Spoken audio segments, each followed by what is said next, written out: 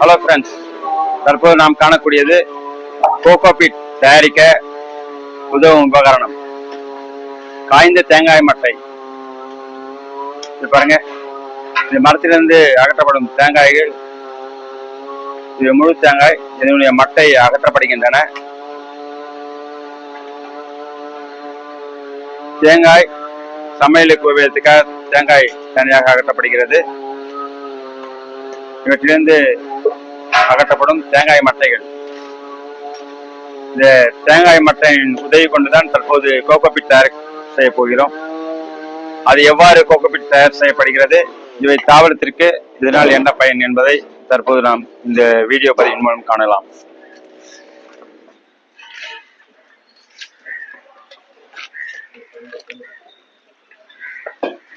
பாருங்க, முழு தேங்காய் மரத்தில் அகற்றப்பட்டு காய்ந்த தேங்காய் தற்போது மட்டை தனியாகவும் தேங்காய் தனியாகவும் அகற்றப்படுகின்றன. அகற்றப்பட்ட தேங்காய் மீதமுள்ள இந்த மட்டையிலிருந்து கோகோபீட் எவ்வாறு தயார் செய்யப்படுகிறது என்பதை தற்போது காணலாம். நண்பர்களே, இது பாருங்க, தேங்காய் மட்டை, தேங்காயிலிருந்து எடுத்து அகற்றப்பட்ட இந்த மட்டை, இதிலிருந்து நார்கள் பிரிக்கப்படுகின்றன. இந்த காட்சி தங்களுக்கு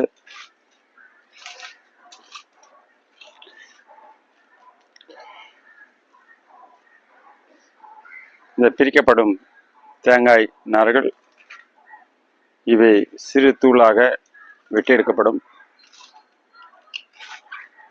எடுக்கப்பட்டு இவை அடுத்து என்ன செய்யப்படும் என்பதை காண்பிக்கின்றேன். பாருங்கள், தேங்காய் பிரித்து எடுக்கப்பட்ட நார் இவை பொடிதாக கத்திரிக்கோல் மூலம் துண்டு செய்யப்படுகின்றன. இது தேங்காய் மட்டையிலிருந்து முழுவதுமாக அகற்றப்பட்டு இவை மிக பொடியாக ஒரு கத்திரிக்கோல் உதவியுடன் வெட்டி எடுக்கப்படுகிறது. இங்கே பாருங்க, இந்த மாதிரி நல்லா தூளாக இருக்கணும் கோகோபீட் செய்வதற்கு. இது கோகோபீட் ரெடி, இந்த தேங்காய் நார் ரெடி. இப்போ இதை தண்ணீரில் ஒரு மணி நேரம் ஊற வச்சு அதை பிறகு அகற்றி எடுக்கணும். எப்படின்னு காமிக்கிறோம் அதையும். நண்பர்களே, வெட்டி எடுக்கப்பட்ட தேங்காய் நார்கள் முழுவதும் ஒரு தண்ணி வைத்துக் கொள்ளுங்கள். தண்ணியில் எடுத்து அது சுமார் 1 மணி நேரம் ஊற வைங்க. நல்லா ஊறின பிறகு அதை தண்ணியிலேருந்து புழிஞ்செடுங்க. புழிஞ்சு எடுத்து அப்படியே நேரில் ஊற வச்சுடுங்க. ஊற வச்சுன்னா நமக்கு கோகோபீட் ரெடி ஆகும். இங்கே பாருங்கள், 1 மணி நேரம் ஊறணும். நல்லா ஊறின பிறகு எடுத்தீங்கன்னா நமக்கு கோகோபீட் ரெடி. நம்ம தாவரத்துக்கு தேவையானது யூஸ் பண்ணிக்கலாம். இதனால என்ன நன்மைன்னு இப்போ பார்ப்போம். நண்பர்களே, கோகோபீட் எவ்வாறு தயாரிப்பது என்பது உங்களுக்கு ஆரம்பத்தில் காமிக்கப்பட்டது. காய்ந்த தேங்காய், அது மட்டையை உரித்து, அந்த மட்டையை நம்ம தேங்காய் தனியாக எடுத்துட்டு மட்டையை தனித்தனியாக பிரித்து, இங்கே பாருங்கள், ஏற்கனவே வீடியோ காமிச்சுருக்கோம். இந்த மாதிரி தனித்தனியாக பிரிங்க. ஃபுல்லாக அந்த மாதிரி பிரிச்சுட்டு இதை சின்ன கத்திரிக்கோளால் ஃபுல்லாக இது மாதிரி இதை பாருங்கள், நல்லா பவுடர் மாதிரி சின்னதாக பொடியாக கட் பண்ணுங்கள். கட் பண்ணி முடித்த உடனே இது தண்ணியில், இதை பாருங்கள், தண்ணியில் நல்லா ஊற வைங்க. 1 ஹவர் 2 ஹவர் ஊறினா போதும். இது பாருங்கள், இந்த மாதிரி தனித்தனியாக வரும். இது கோகோபீட். இது நேரில் உலர்த்தி வச்சுருங்க. அவ்வளோதான். இங்கே பாருங்கள் ஃப்ரெண்ட்ஸ், ஒரு பாட்டில் நம்ம இந்த பாட் செலக்ட் பண்ணியிருக்கோம். நம்ம ஏன் கோகோபீட் யூஸ் பண்ணுறோம் அப்படின்னா, நம்ம கீழே பாதி அளவு கீழே இந்த ஹோல்ஸுக்கு பாருங்கள், இந்த ஹோல்ஸில் உள்ள ஓடு துண்டு வச்சுருங்க. வச்சுட்டு இந்த பாதி அளவு கோகோபீட் போடுங்க. கோகோபீட் போடும்போது நமக்கு வெயிட்லெஸ்ஸாக இருக்கும். அப்போது ஒரு இடத்துல இன்னொரு இடத்துக்கு மாற்றலாம். 2வது மாடி தோட்டத்தில் வைக்கும் போது நம்ம பில்டிங் டேமேஜ் ஆகாது. 2வது தாவரம் வைக்கும் போது ரூட் நல்லா ஃபார்ம் ஆகும், காற்றோட்டம் நல்லா கிடைக்கும். அதனால தாவரம் நல்லா ஹெல்த்தியாக வளரும். அதனால உங்களுக்கு செலவும் கம்மி. ஏன்னா நிறைய செம்மண், எரு, மணல் அதிகமாக போடும்போது செலவும் நம்ம கட்டுப்படி ஆகாது.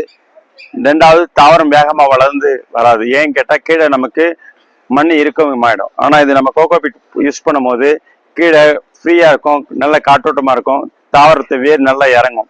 அப்போ அந்த தாவரம் நமக்கு நன்கு வளர்ச்சி அடைந்து வேகமான வளர்ச்சி நம்ம காணலாம். 2வது, நீங்கள் ஒரு இடத்துல இன்னொரு ஷிஃப்ட் பண்ணும்போது நமக்கு இந்த பாட் வெயிட்லெஸ்ஸாக இருக்கும். ஏன்னா மண்ணை குறைச்சிட்டு நம்ம நிறைய கோகோபீட் போடுறோம். அதனால வாட்டரிங்கை டெய்லி போட வேண்டிய அவசியம் இல்லை. ஏன்னா நம்ம வாரத்துக்கு 2 நாட்கள் போட்டால் போதும். ஏன்னா கீழே இருக்க கோகோபீட் என்ன பண்ணும், ஈரத்தை உறிஞ்சி தக்க வச்சுக்கும். அப்போ நமக்கு தாவர தேவையான தண்ணீரை கொடுத்துட்டே இருக்கும். ஈரத்தன்மை இருக்கிறதுனால தாவரம் சீக்கிரம் வாடி போகாது, அதனால நமக்கு கோகோபீட் தண்ணி ஒன்று செலவு கம்மியாகுது, காற்றோட்டம்னால வேர் நல்லா கிளைத்து கீழே உள்ள இறங்கும். ரெண்டாவது நம்ம ஷிஃப்ட் பண்ணும் போதும் ஈஸியாக இருக்கும். நம்ம மேலே மொட்டை மாடியில் அந்த மாதிரி வைக்கும் போது பில்டிங் டேமேஜ் கம்மியாக இருக்கும். அதனால கோகோபீட் யூஸ் பண்ணுறது நல்லது. ரெண்டாவது நம்ம மண்ணின் தன்மை சரிசமமாக இருக்கணும். ஒரு தாவர மண்ணில் நம்ம வைக்கும் போது மண்ணில் NPK நைட்ரைன் பாஸ்பரஸ், அந்த நைட்ரைன் பாஸ்பரஸ் பொட்டாசியம் சத்து வந்து சமமாக இருக்கணும்.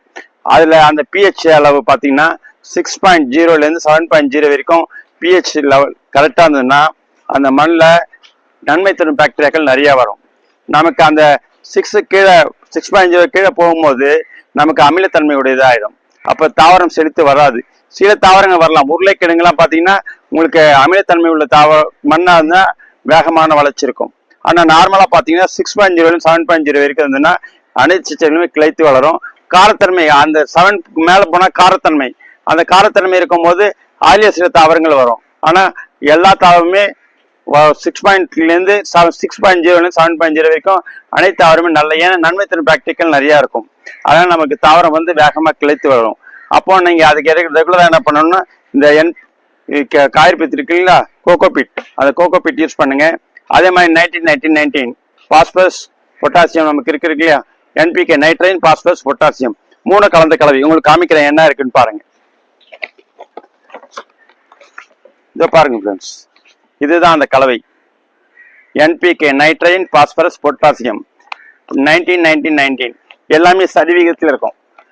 நைட்ரைன் பொட்டாசியம் பாஸ்பரஸ் 1 லிட்டர் தண்ணிக்கு 5 கிராம் எடுத்துக்கோங்க. எடுத்து மிக்ஸ் பண்ணி வாட்டரில் ஸ்ப்ரே பண்ணிட்டு வாங்க.